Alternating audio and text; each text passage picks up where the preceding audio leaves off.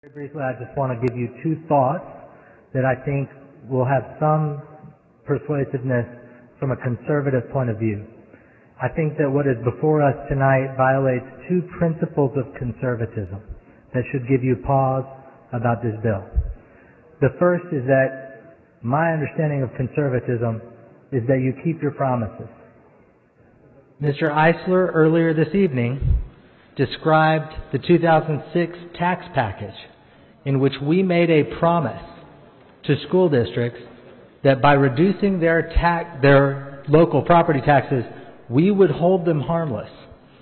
We would provide state aid to make up for the amount of money that we were foreclosing them from accessing in their local property tax base. Promise isn't the word I used. Promise is the word Mr. Eisler used an hour ago in describing that deal.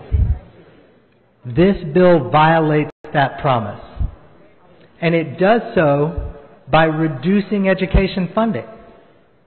Now, I think it's contrary to conservative principles to break that promise on its own. I think it's contrary to common sense that we would cut our investment in public education at a time when that investment and the students that we're investing in have never mattered more. The second conservative principle that I think is violated by this bill is the principle of transparency. One area in which we do not have adequate transparency here is the fact that we haven't had time to vet this bill. It's not even eligible under the rules until 10 o'clock tonight. It's been printed and distributed for less than 24 hours. It's over 300 pages.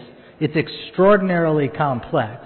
And there's a lot in it that's very hard for anybody to fully understand in the limited amount of time we've had to digest it.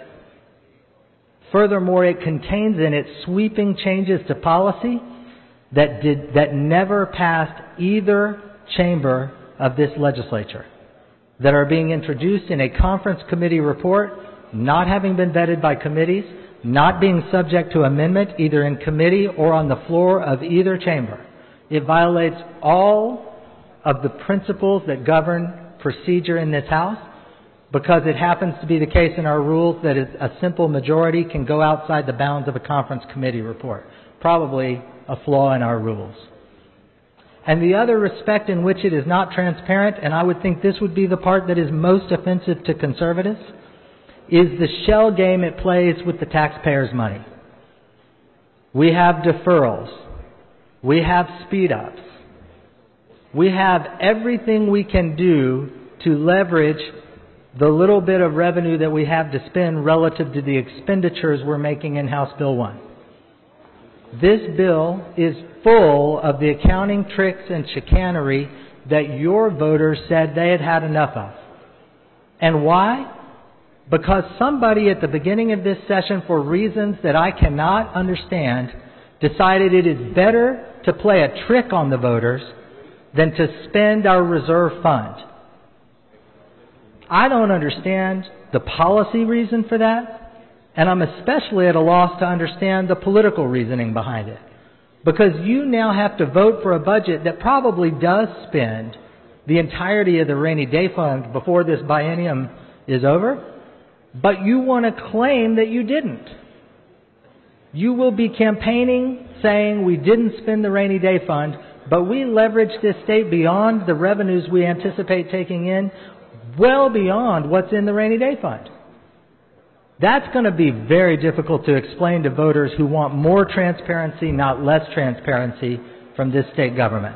So from those, I understand that there is a principled ideological disagreement about the role of government and the size of government, and I don't expect that we can bridge those differences in the time remaining in this legislative session, but I do not understand how conservatives could support a bill that breaks a promise that we made in 2006 so we can reduce our investment in the future, and that hasn't had the procedural vetting that we subject legislation to, and that on a bill that hasn't had that type of vetting, that subjects the taxpayers to this shell game we're playing with their money. And so I urge you to vote no.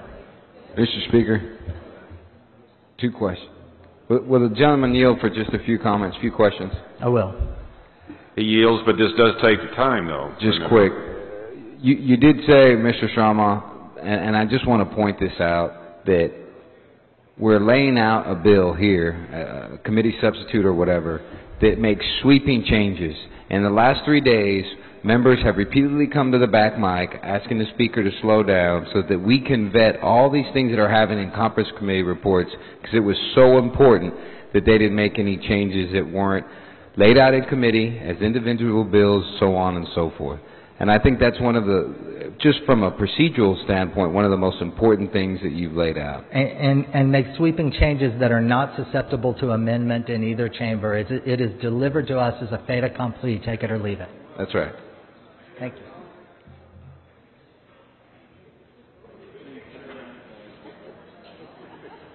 Chair recognizes Mr. Huberty. Thank you, Mr. Speaker, members, guests. First of all, I'd like to thank the